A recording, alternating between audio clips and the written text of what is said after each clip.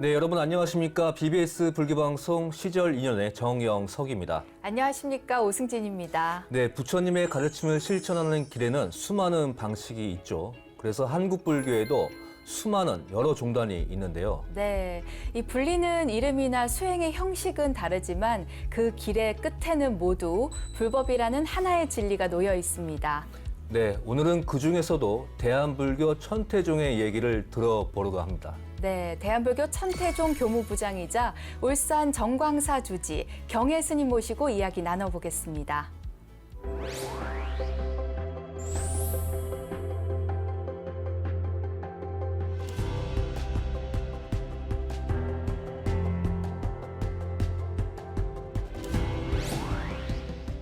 네, 스님 안녕하십니까? 안녕하십니까? 안녕하십니까. 네, 스님 오늘 귀한 발걸음 감사합니다. 먼저 우리 BBS 불교방송 시청자 여러분께 한 말씀 부탁드리겠습니다. 안녕하십니까. 저는 방금 소개받은 대한민국 천태종 총무원의 교무부장 소임을 맡고 있고요. 지역 사찰로는 저 울산 정광사란 주지 소임을 살고 있습니다.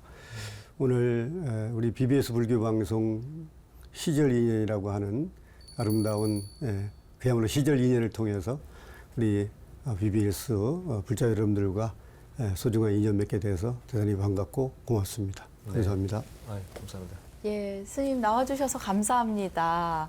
대한불교 천태종 스님으로서 이렇게 처음으로 시절 인연에 출연해 주셨습니다. 그러네요. 네, 그런 의미에서 천태종이 어떤 종단인지 소개 좀 해주실까요? 천태종을 소개하려면 어떤 두 가지 어떤 이렇게 형식을 갖춰서 말씀드려야 될 것 같아요. 네. 첫째는 천태종이 처음 발상된 곳은 중국 절강성 천태현이라는 곳에 있는 국청사입니다. 국청사에서 천태종이 천태 지의선사라고 하는 대사에 의해서 계립 창종됐죠. 이런 그 중국 천태종이 우리 한국과 인연을 맺게 된 건 고려 시대입니다.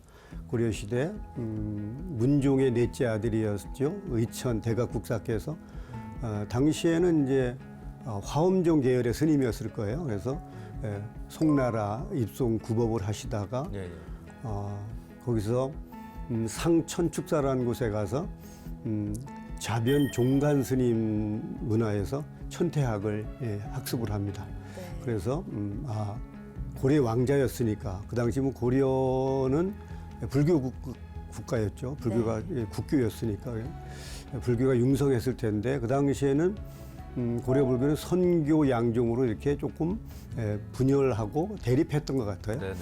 그러다가 그 자변 종간 스님으로부터 천태학을 전수받고 바로 천태의 어떤 교법이 이 고려 불교를 통섭할 수 있겠다 생각을 하신 것 같아요. 그래서 국청사를 들어가서 지자대에서 육신보전에서 서원을 세우고 돌아오시죠. 돌아오셔서 고려 천태종을 계립합니다. 이게 이제 천태종의 역사죠. 네. 그러나 제가 이제 두 영역에서 이해를 하고자 말씀드린 것은 그러한 천태종이 이제 조선조에 들어와서 정확히 뭐 1424년도일 겁니다. 세종주 6년에 모든 불교는 선종과 교종으로 통섭되죠. 네. 그때 이제 우리 천태종은 조계종과 총남종과 더불어서 선종이라는 이름으로 이렇게 통합돼 버립니다. 그러니까 천태종 종명이 없어진 거죠.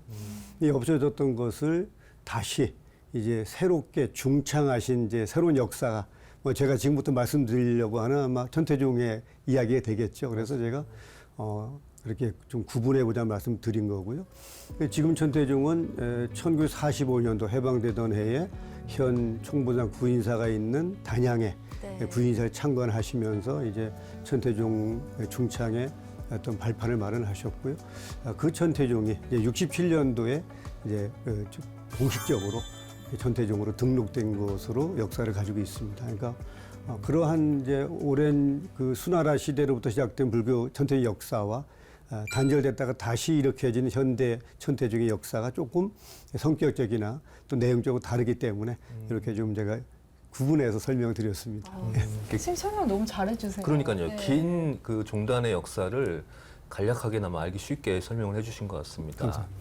스님 현대에 이르러서는 천태종이 생활불교 대중불교를 지향을 하고 있는데 그 실천 방법으로 이제 연불 수행을 특히 강조하고 있어요. 예, 설명 좀 부탁드릴게요, 스님. 그러니까 방금 제가 말씀드렸지만 천태교의 역사는 이렇게 오래 거슬러 한 1450년 거슬러 올라가죠. 그게 이제 고려까지 이제 이어졌다라고 하면 이제 단절 이후에는 모든 상황이 바뀌었을 거 아니겠습니까? 그래서 네. 이 바뀌어진 어떤 현실에 맞춰서 우리가 이제 불교용어로 근기라 그럽니다. 그러니까 신도들의 근기, 중생들의 근기에 맞춘 천태교법의 어떤 실천 수행, 이것을 바로 천태종을 다시 중창하신 상월원각 대조사의 어떤 확고한 이념이셨던 것 같습니다. 그래서 대중불교, 생활불교를 통해서 현실적인 신행을 하자는 것이었죠.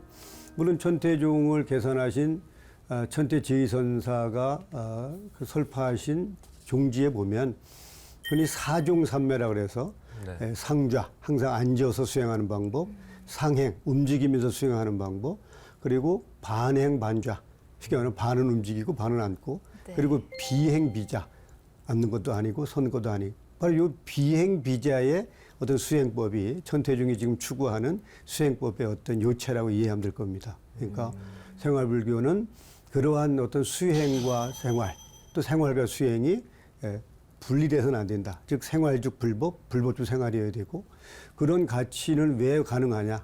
바로 대중불교죠. 대승불교라고 하는 가치. 그러니까 모두가 불성을 가지고 있기 때문에 성불할 수 있다. 그것이 바로 천태적인 소위 경전인 법화경의 핵심 가르침이자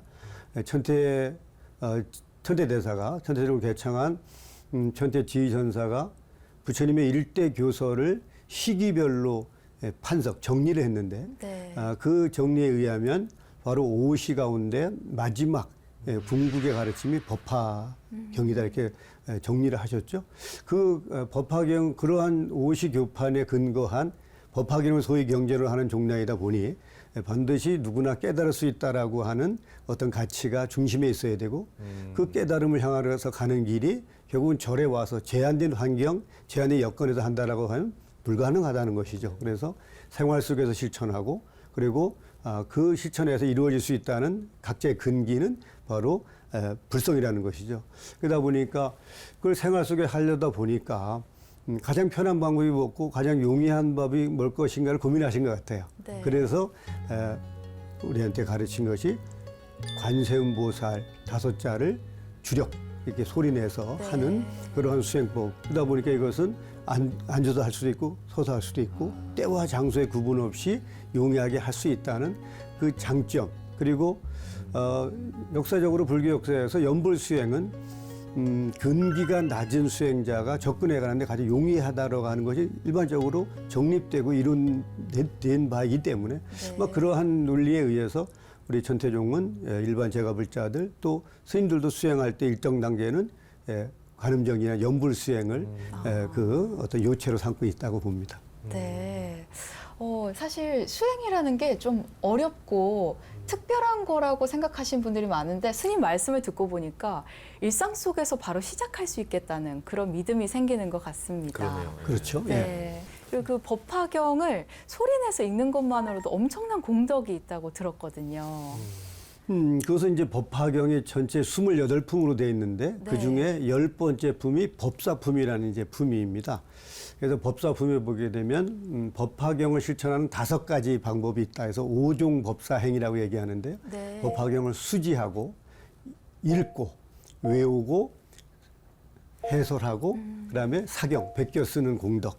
이 5종 법사행이 19번째 품이 법사공덕품이에요. 그러니까 이 5종 법사를 올바로 했을 때 얻어질 수 있는 그 공덕에 대한 얘기인데요. 거기 법사공덕품에 보게 되면 부모로부터 물려받은 육군이 청정해져서 해탈할 수 있다. 이렇게까지 정리하고 계세요. 그러니까 네. 우리가 법화경을 소리내도 읽는 이제 독송이죠. 독송의 어떤 공덕. 그러나 그것은 전제하는 거 있을 겁니다. 그 마음이 그야말로 중생심에서 조금 벗어나고 또 그것을 욕심을 좀 내려놓는 행위에서 이루어진 결과라고 봐야지 그냥 아무 따나 하는 것은 아니라고 보고요. 네. 그러니까 올바른 수행을 전제로 하는 일종의 수행의 이 방법이자 어떤 내용으로 이해해야 된다고 저는 생각을 해요. 개인적으로 그렇습니다. 그 스님께서 이제 생활불교, 네. 대중불교를 말씀을 주셨는데 사실 천태종단에는 3대 종단 지표가 있어요. 여기 이제 하나가 더 추가를 하자면 애국입니다. 이 애국불교는 어떤 의미인지 말씀 부탁드릴게요. 이제 애국불교를 호국불교하고 조금 좀 혼돈하는 경우가 있어요. 이제 우리나라 불교가 호국불교잖아요. 그러니까 네. 임진왜란 때 사명대사가 승병을 일으킨 이런 사례라든가, 호국은 나라가 위기에 처했을 때 그 위기를 대처하는데 불교가 해야 될 역할, 뭐 이런 의미로 해석할 수 있다라고 하면, 애국은 그런 호국 상황, 즉 호국불교가 역할을 해야 될 상황이 만들어지지 않아야 된다는 조건에 대한 역할이라고 보죠. 그래서 우리 상월 대우사님께서 천태종을 이제 중창하시면서 3대 지표를 세우셨는데, 네. 그 3대 지표의 애국불교의 내용을 구체적으로 보면, 첫째가 국민 도의 재건입니다. 그러니까 우리 국민들이 올바르게 인성과 뭔가 사람답게 살아가는 가치를 구현하는데 종단이 역할을 해야 된다. 네, 네. 두 번째가 복지 국가 건설입니다. 그러니까 모두가, 지금 우리가 차별화가 있고 뭔가 불평등하다는 어떤 그런 상실감을 갖고 있는 게 우리가 일반적이지 않습니까? 그것은 결국 불교가 가치가 아니라는 거죠. 그러니까 불교는 동체동근이니까 내가 아프면 남도 아파야 된다는 논리죠. 네. 이런 것을 통해서 국가가 건강해지고 국력이 신장되고, 이런 걸 통해서 나라가 위기에 처하지 않을 수 있도록 사전에 뭔가 교육하고 또 노력해야 된다는 것이죠. 그걸 우리 천주교 신도들은 수행을 통해서, 네. 또 더 나가서 교육을 통해서 그러한 이상 실현을 우리가 꿈꿔야 된다는 그러한 어떤 가르침의 연장선상이 바로 애국불교의 어떤 가치라고 봅니다. 그 중창이 시작된 게 1945년도라고 아까 말씀을 그렇죠. 주셨나요? 이제 구인사가 처음 세워진 게 45년도고요. 그러면은 80년이 지났는데도 현대의 흐름에 맞게 복지, 뭐 국민에 대한 도의, 재건 이런 것들이 현대랑도 딱 맞아 떨어지네요. 80년 전에 지표였는데도. 그러니까 그걸 저희들 이제 해안이라고 이렇게 생각하는데요. 그러니까 미래를 바라다보는 해안. 그러니까 제가 뭐 사석에서 이제 우리 스님들하고도 그런 얘기를 합니다. 그러니까 대반 열방경에 보면 부처님께서 세상은 덧없이 변해간다. 그러니까 깨어 있고 항상 정진하라. 물론 이제 수행과 정진을 부축하기 위해서 하신 말씀이지만, 제가 언젠가 자료를 보니까 이 AI한테 부처님의 모든 경전을 다 학습하고 키워드를 뽑으니까 4개를 뽑았다 그래요. 그 첫째가 무상이라는 거예요. 네. 항상 떼지 않는다. 네. 두 번째가 무아라는 거죠. 항상 떼지 않으니까 나라고 주장하면 이게 설득력이 없다는 거죠. 세 번째가 연기. 네. 그러니까 연결고리 속에 있다. 마지막이 지금 이 순간에 충실하라. 이게 4가지 키워드였다라고 그래요. 그러니까 결국은 이 4가지는 4가지인 것 같지만 한 가지죠. 지금 이 순간 깨어있기 위해서는 세상은 덧없이 변한다는 걸 인식해야 되고, 그것이 영원하지 않기 때문에 내 것이다 라고 주장해서 안 되는 것이죠. 왜? 연기에서 존재하는 거기 때문에. 이런 부분을 바로 상월대사님은 해안으로 보신 것 같아요. 네. 그래서 세상은 변하니까 뭔가 사람들의 이 마음은 더 각박해질 것이고 세상은 더 혼란해질 것이고, 이런 가운데서 스님들만의 수행 영역이었다는 것을 신도들까지 예언을 확장했고요. 그런 신도들에게 올바른 방향성, 즉 좌표를 설정하셨다는 거죠.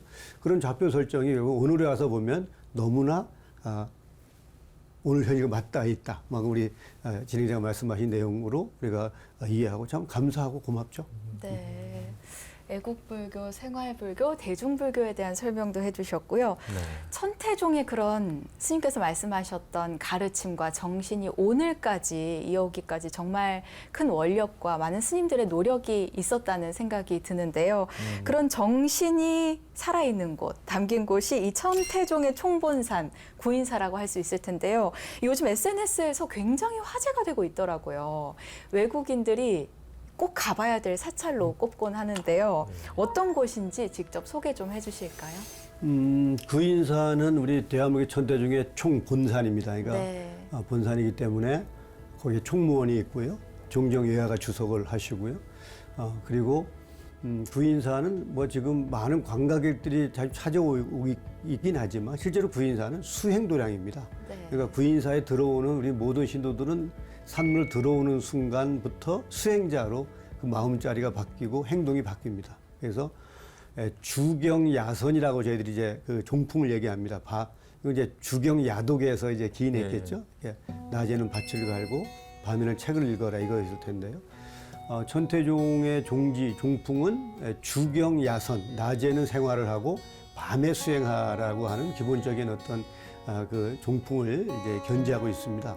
그래도 구인사는 그 주경야선의 수행 풍토를 그야말로 현장에서 실천하는 그야말로 아주 사관학교 같은 곳이죠. 네. 그러니까 전국의 말사가 한 200여 개 가까이 있는데 200여 개에서 나름대로 사찰마다 이렇게 종지를 선양하고 각자 수행을 하지만 구인사에 들어오는 순간부터 그 마음자리라든가 또 실천 어떤 그런 프로그램이 아주 우리 영어로 타이트하다 할까요? 이렇게 네. 짜여져 있습니다. 그래서 일단 그 수행으로 점철된 그러니까 1년 365일 그곳에는 아까 제가 이제 관음정진한다고 이제 말씀드렸잖아요. 그러니까 구인사 들어오면 기본이 철야입니다.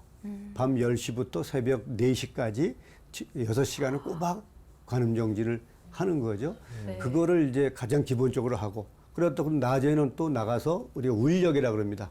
구인사에는 신도들이 드시는 이제 부식이라 그러죠. 채반 관련해서는 거의 자급자족을 합니다. 거의 한 네. 10만 평 가깝게 농사를 져서 이제 부식으로 이렇게 충당해야 되기 때문에 낮에는 가서 짬짬이 울력도 하고 또 울력이 없으면 낮에도 그 프로그램에 의해서 줄기차게 수행을 하는. 그러니까 수행으로 이제 사실 그 기본을 삼는 도량인데 기본적으로 그 구인사는 천태중의 총본산으로 행정의 집합체 또 수행의 어떤 그 토양 이것으로 이해해야 되는데 이제 좀 더 외연히 확장되고 있다. 구인사의 역할이 이렇게 좀 이해를 하시면 될 것 같습니다. 네. 저는 그 구인사 갈 때마다 놀라는 게 그 연세 지긋한 어르신들이 일주문서부터 법당까지 올라가는 게 이제 오르막길이 경사가 있잖아요. 거기를 직접 올라가시는 모습이 정말 대단하다고 느꼈습니다. 저 같은 네. 경우에도 올라갈 때 되게 힘들었거든요. 네, 네. 숨이 가빴는데 연세 많으신 분들이 이렇게 올라가는 와, 모습이 정말 대단하시네요. 대단하다고 느꼈습니다. 그래서 우리가 그것은 이제 그분들은 그냥 자기 신심에 의해서 하는 거잖아요. 그런데 힌두들은 이런 생각을 하는 것 같아요. 내가 여기 오기가 힘들으니까 온 김에 진짜 충실하게 해서 네. 좋은 증득을 해야 되겠다는 그런 어떤 염원이 더 절박해졌던 것이 아닌가. 간절한, 이런 의미에서 좀 그런 우리가 객관적으로 힘들다라고 보는 것이 결국은 좌표로 가는데 더 충실할 수 있는 그런 하나의 동기부여가 되지 않았는가 생각을 합니다. 그렇지만 그래도 불편한 건 불편한 거니까 지금 이제 저 밑에부터 그 위에 경내지까지 가는데 불편하지 않도록 셔틀도 잘 운행을 해주고 예, 예. 네. 또 어르신들 우리 노보사님들 불편하지 않게 충분히 요즘 이제 셔틀을 해드리고 있습니다. 다음에 오면 안 걸어오게 해드리겠습니다. 스님, 지난 6월에는 구인사 개선 81주년을 맞아서 전통놀이 한마당이 열리기도 했죠. 스님께서 굉장히 멋지게 그네를 타셨더라고요. 그러겠습니까? 네, 정말 스님께서 웃으시면서 그네 타시는 모습 보고 굉장히 정겹게 느껴졌는데요. 이 전통놀이 한마당 매년 있는 행사인가요? 그렇죠. 매년 있죠. 제가 아까 애국불교 설명드리면서 국민 도의 재건이 애국불교의 첫 번째 실천 요강이다 이렇게 말씀드렸어요.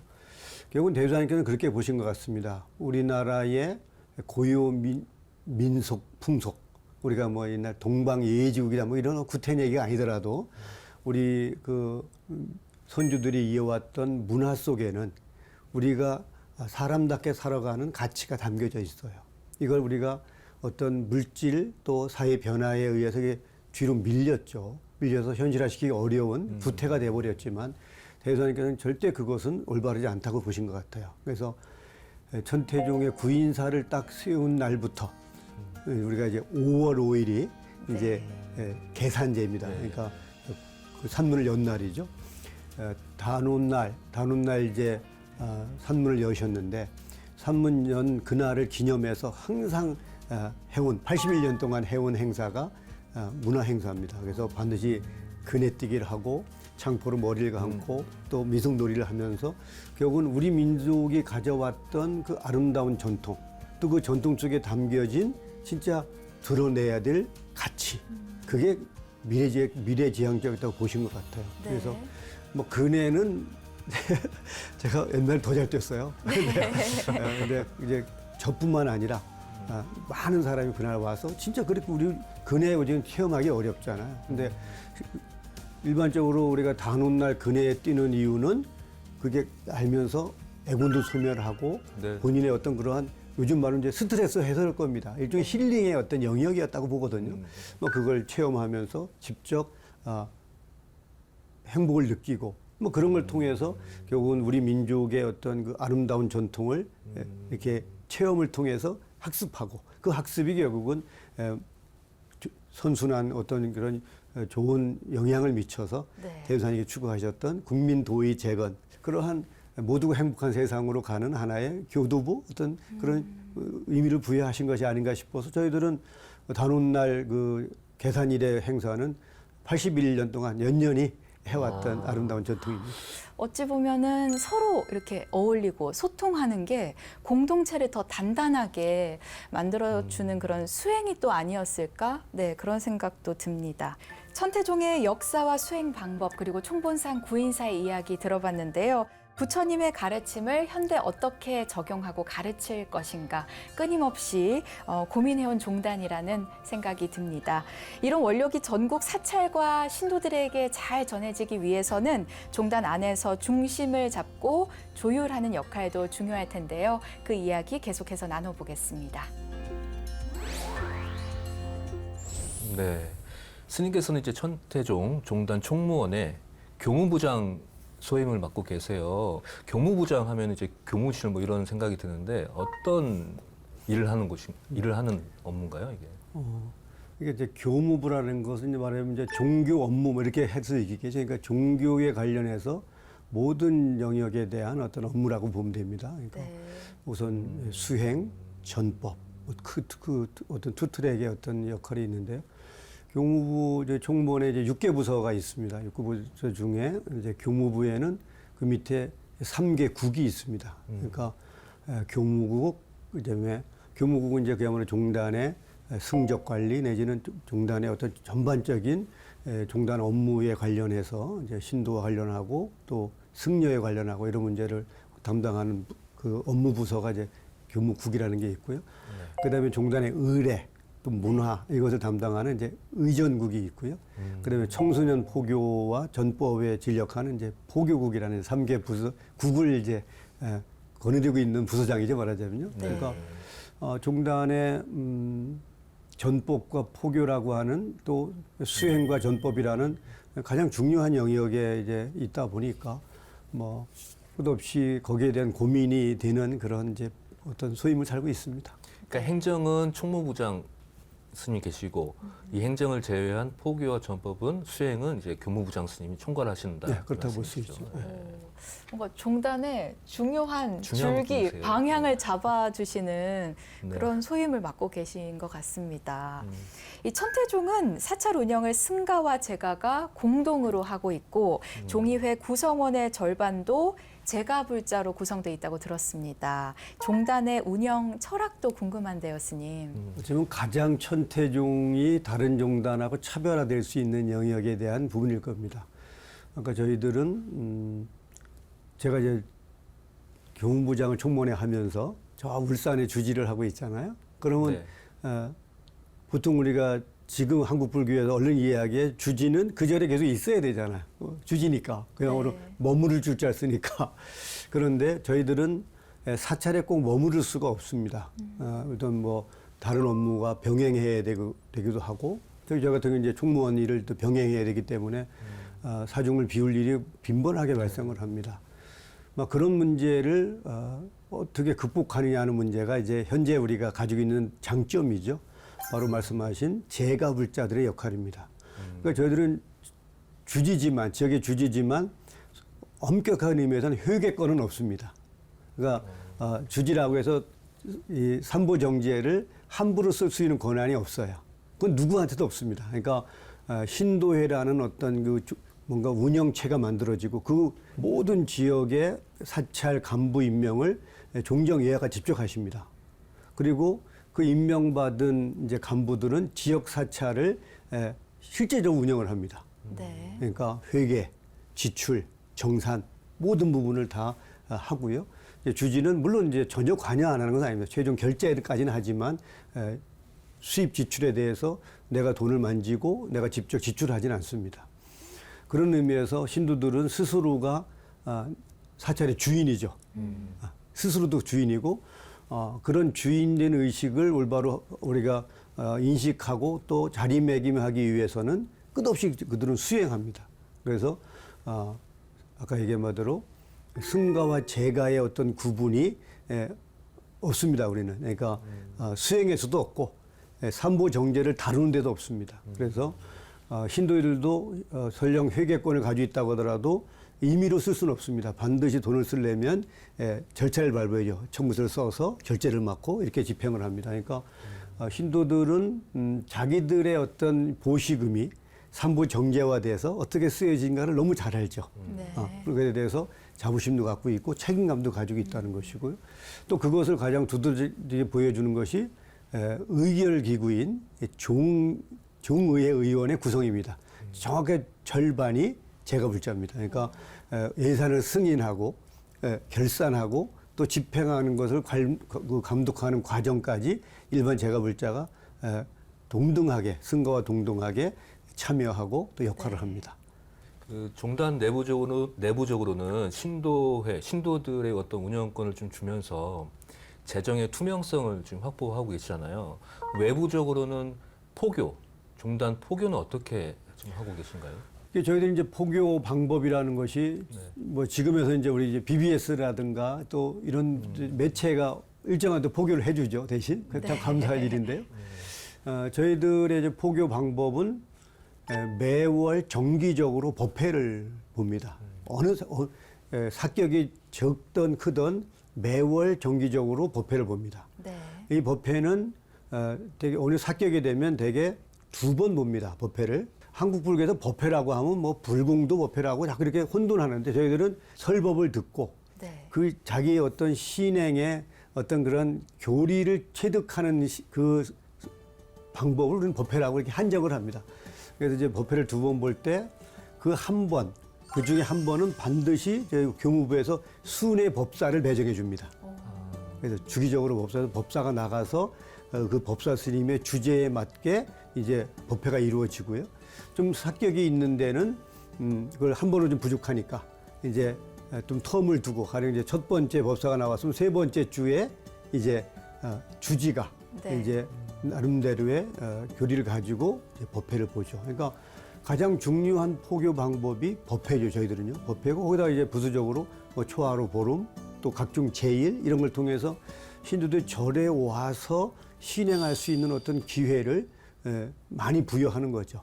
네. 그러니까 저희 같은 경우에 이제 그 정광사도 마찬가지로 그런 현장에서 보면 법회가 가지고 있는 어떤 그 중요성 그리고 저는 이제 교무부장이다 보니까 지역 법회를 이제 법사로 나가서 이렇게 순회를 의무적으로 이렇게 해보잖아요. 그러면 그 법회에 참석을 해서 뭔가 교리만 배우는 것이 아니라 진짜 천태종도로서 일체성도 같이 이렇게 갖고 서로가 뭔가 같이 호흡해 가는 거에 대한 어떤 학습도 하고 진짜 그날 하루는 축제 분위기도 하고 또 서로가 어떤 이렇게 신행을 이렇게 좀 겨뤄보는 어떤 그런 기회도 되고 그리고 반드시 법회를 끝나고 나서는 일정 기간 동안 철야 기도 시간 날짜를 정합니다. 우리 정원사 같은 경우는 5일. 그럼 네. 반드시 그건 법회 끝나고 5일 동안 철야를 합니다. 그럼 그때 철야할 때 뭐 법회 한 700명 온다면 철야 기도회는 한 150명, 200명 정도 이렇게 오죠. 그리고 이제 그런 이제 기성세대, 그러니까 스스로 자발적으로 신행할 수 있는 사람들의 어떤 포교 방법은 이제 그렇게 뭔가 찾아오셔서 그 찾아온 분들에게 만족도 높일 수 있는 어떤 이제 프로그램으로 진행을 하고요.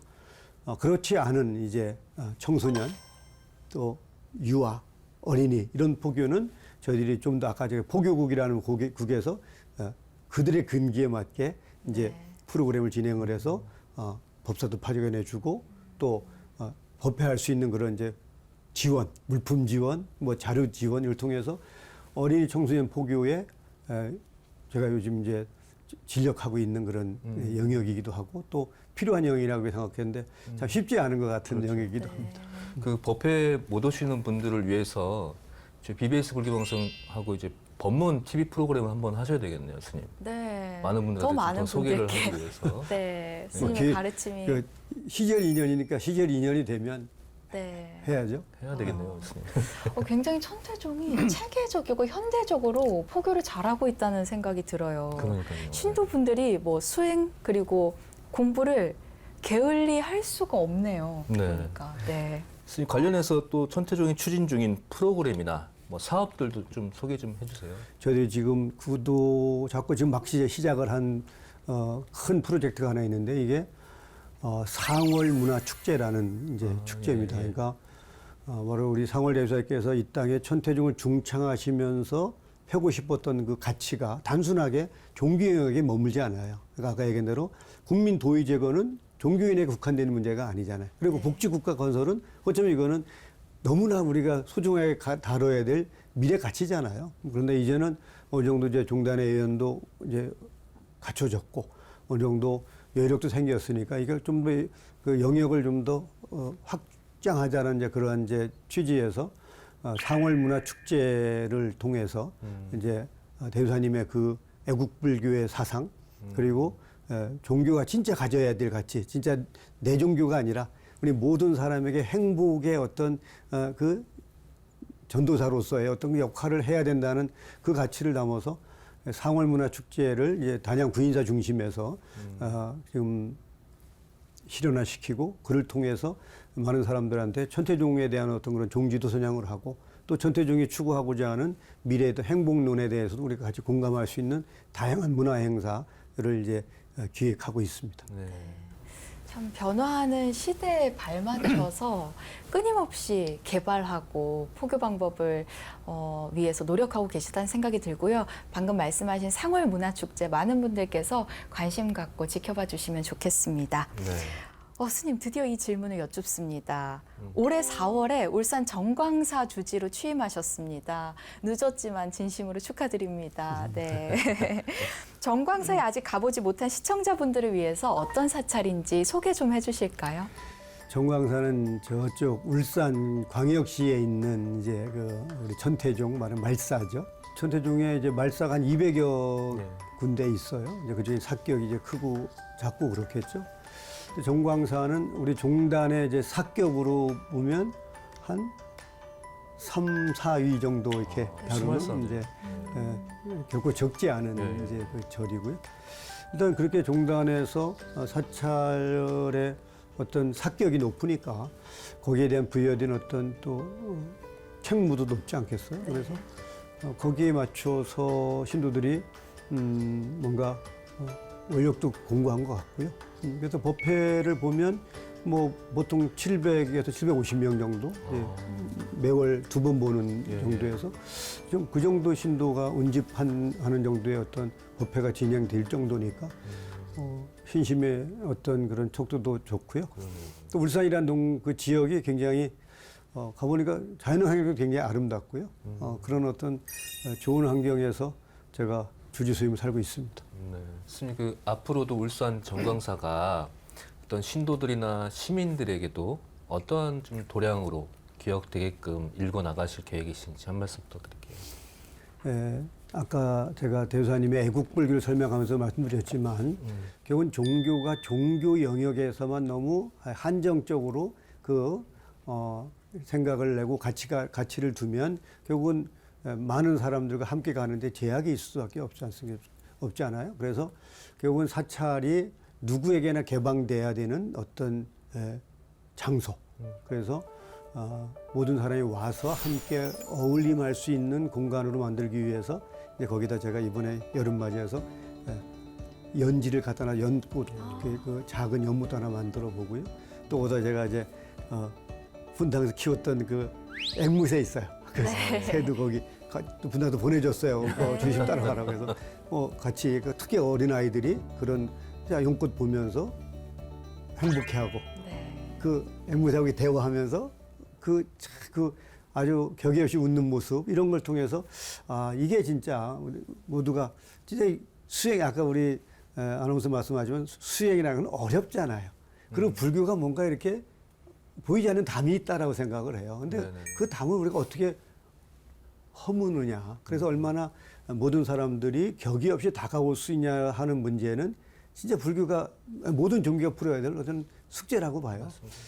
그런 부분을 우리가 쉽게 접근할 수 있도록 중창조사께서는 어떤 종지를 선점해 두셨고 그 가치에 우리가 얼마나 충실할 수 있냐라고 하는 것이 저는 그 답이라고 저는 생각을 해서 일단 울산이라고 하는 지역에서 정광사는 모든 사람들이 와서 요즘 말로 힐링 또 진짜 신행 체험 할 수 있는 그런 열린 도량으로 일단 진행을 하려고 하고요. 그리고 이제 울산에 가보니까 2028년 이제 내후년이죠. 내후년에 세계 정원 박람회를 거기서 개최를 해요. 그래서 그때 이제 정원 박람회 때 전 세계 사람들 이제 관람하러 올 테니까 그때 이제 우리 방사를 좀 정비해서 게스트하우스로 좀 쓰고 또 템플스테이 지금 뭐 종식 템플스테이는 아니지만 이제 그 시점에 뭔가 불교 문화 체험이라든가 다양한 할 수 있는 그런 공간을 이제 제공하기 위해서 제가 이제 구상하고 준비하고 있습니다. 정광사의 새로운 변화가 하나 둘씩 일어나고 있고 많은 분들께 든든한 도량이 될 것 같습니다.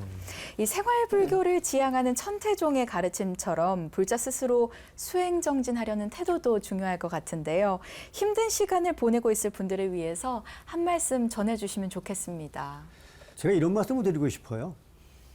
불교에서 우리가 이제 행복이라는 가치는 누구나 추구하는 가치잖아요. 그런데 우리가 행복이 즐거운 게 많으면 행복하냐, 아니면 괴로움이 적으면 행복하냐.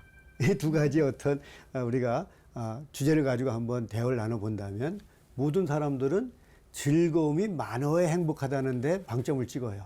그러다 보니까 즐거운 환경을 찾아서 계속 뭔가 갈구하는 거죠.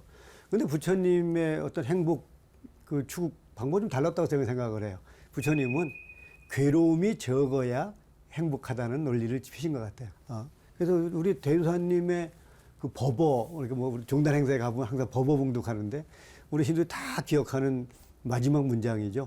일심상청정 처처연하게라는 이제 말씀하십니다. 그러니까 각자의 마음이 항상 청정할 수 있다면 어디서나 연하게. 그러니까 그 연하는 뭐예요? 결국 행복의 열매라고 보는 거거든요. 그러니까 지금 현실의 어떤 그 괴로움을 영원하다고 어떤 그 믿고 불행의 어떤 우리가 그 방향성을 띠기보다는 미래에 해결할 수 있는 괴로움의 어떤 무상의 어떤 가치를 좀 인식함으로써 희망적으로 간다면 누구나 행복할 수 있는 세상, 그걸 부처님이 열어주실 걸 저는 믿습니다. 예, 스님. 감사합니다. 스님 말씀 들으니까 마음이 편안해지고 위로가 됩니다. 모든 사람이 부처님 법을 만나서 편안해질 수 있도록 한국불교 중흥을 위해서 저희 BBS 불교방송도 힘을 보태고 싶은데요. 미디어 포교의 힘은 뭐라고 보시나요? 제가 항상 이 BBS 우리 한국불교의 미디어 어떤 포교 방법을 처음 열은 참 감사하고도 고마운 이제 그러한 우리 그 영역이잖아요. 그래서 난 이 시간을 통해서 우리 망공에 많이 가입을 해서 진짜 우리 BBS 불방송이 진짜 더 양질의 어떤 포교 그런 방법론을 좀 그 구상하고 시원해졌으면 좋겠다는 생각을 해요. 왜냐하면 결국은 제가 아까도 천태종의 그 지선사가 비행비자 삼매를 말씀하신 것처럼 결국은 우리 갈수록에 결국은 앉아 있는 시간에 대한 어떤 것이 제약을 받을 수밖에 없고 그런 부분에서 이 미디어 포교가 하는 영역은 그야말로 때와 장소의 구분을 우리가 안 받는다는 장점이 있잖아요. 그런 부분에서 굉장히 소중한 가치라고 보고요. 다양하게 이렇게 공중파 포교 영역을 담당하는 우리 BBS의 무한 감사 또 무한 신뢰를 보내고 있고요. 좀 더 우리 그 안정된 여건 속에서 좋은 프로그램으로 영상 포교를 많이 할 수 있도록 저도 응원하고요. 진짜 만공이 많이 가입합시다. 감사합니다. 네, 감사합니다. 선생님, 권선의 말씀도 감사합니다. 스님 이제 아쉽지만 끝날 시간이 다가오고 있는데 네.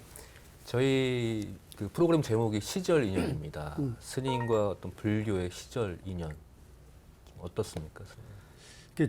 저를 불교와 인연을 맺게 일자적으로 이제 그 시절 인연 말을 하면 좀 외람되긴 하지만 맺게 해주신 분은 저를 낳아주신 저희 부모님이시겠죠. 그런데 특히 저에게 이제 어머니에게 저에게는 참 이렇게 참 불교와 소중한 인연에 대한 감사함을 참 깊게 가지고 있어요. 어머니께서 물론 이제 천태중과 인연을 맺게 된 것도 어머니 때문이었고요. 또 제가 출가 이후에도 어머니 저에게 끝없이 수행자로서 가는 길에 대한 어떤 그야말로 죽비의 어떤 울림을 주셨죠. 그러니까 제가 출가한 이후에 자식임에도 불구하고 한 번도 저한테 반말을 하신 적이 없어요. 저희 어머니는. 그런 의미로 저에게 수행자로 가는데 크게 어떤 그런 길라잡이 역할을 하신 진짜 소중한 인연이고요. 그보다 더 중요하다면 중요한 것이 저희 이제 은사님하고 인연입니다. 제가 종단의 2대 종정이셨던 대자충자님 저희 은사이신데 저는 그 은사의 도풍이 너무 좋았던 것 같아요. 그래서 결국 이 길에 접어들게 됐고 또 이 길을 가는데 지금 이 순간까지도 그 스승의 어떤 한 말씀 한 말씀이 저에게는 참 큰 그 길라잡이가 되고 있고요. 덧붙여서 저의 진짜 절친 도반인데요. 우리 BBS하고 인연이 있기도 하지만 우리 종단의 총무부장사는 월도 스님이 저하고 진짜 제가 요즘 애들 말 희생말로 절친 도반인데 그렇습니까? 네. 같이 이대종정 예하를 같이 시봉 들면서 이제 그 신심을 같이 키웠던 인연이 있어서 그 도반과 함께 하면서 항상 방향성과 좌표를 잃지 않기 위해서 노력하니까 그런 인연이 저에겐 소중한 인연이라고 보고요. 또 그것도 주지 살면서 여러 사람들과 만나서 좋은 인연 만들어 가는데 큰 틀에서는 부처님과 소중한 인연이고 그 인연을 만들어 가게 한 저희 어머니 또 저희 스승 또 저의 진짜 같이 동고동락하면서 같이 밀어주고 끌어주고 하는 나의 도반 우리 월도 스님의 어떤 소중한 시절 인연 항상 감사하는 마음으로 받아들이고 있습니다. 네, 네. 스님 저희 BBS 불교방송도 스님과 오랫동안 이제 인연 이어가도록 하겠습니다. 오늘 시절 인연의 어떤 계기로 그런 시절 인연 이제 만들었다고 봐도 되겠죠? 네. 예, 스님 끝으로 저희 시청자분들께 한 말씀 부탁드립니다. 네, 뭐 두서없이 여러 말씀을 드린 것 같습니다. 그러나 결국은 시대는 자꾸 변합니다. 이제 뭐 AI로 변하고 이제 뭐 여러 가지로 상황이 변하겠죠. 그 변한 것을 행보로 맞이하는 사람의 어떤 가치도 있을 것이고 또 그거를 불행의 가치로 받아들이는 사람도 있을 겁니다. 그러나 부처님의 가르침은 모두가 행복할 수 있다는 어떤 그 불성을 얘기합니다. 그러니까 어려움을 어려움으로 보기보다는 희망으로 우리가 바라다 봤을 때 나갈 수 있다고 보고요. 그러니까 결국은 우리가 지금 힘들다, 어렵다라고 하는 현실에서 희망을 키웠을 때 바로 미래의 행복의 꽃이 피는 거고 그건 이미 시작되는 가치다라고 생각을 하고 우리가 특히 우리 BBS 시청자 불자님들 더 나아가서 이 방송을 시청하고 있는 모든 우리 불자님들 희망이라는 어떤 그것은 우리가 불성이 있기 때문에 이뤄낼 수 있고 이뤄낼 수 있다고 가르치신 부처님의 가르침을 확고하게 믿고 신해 행증의 어떤 신행을 주기차게 정지해 주시기 바랍니다. 감사합니다. 네, 스님 오늘 귀한 말씀 감사합니다. 스님. 감사합니다. 네, BBS 불교방송 시절 인연 오늘 준비한 만남은 여기까지입니다. 네, 다음 시간에도 특별한 시절 인연으로 함께 인사드리겠습니다. 함께 해주신 여러분 고맙습니다.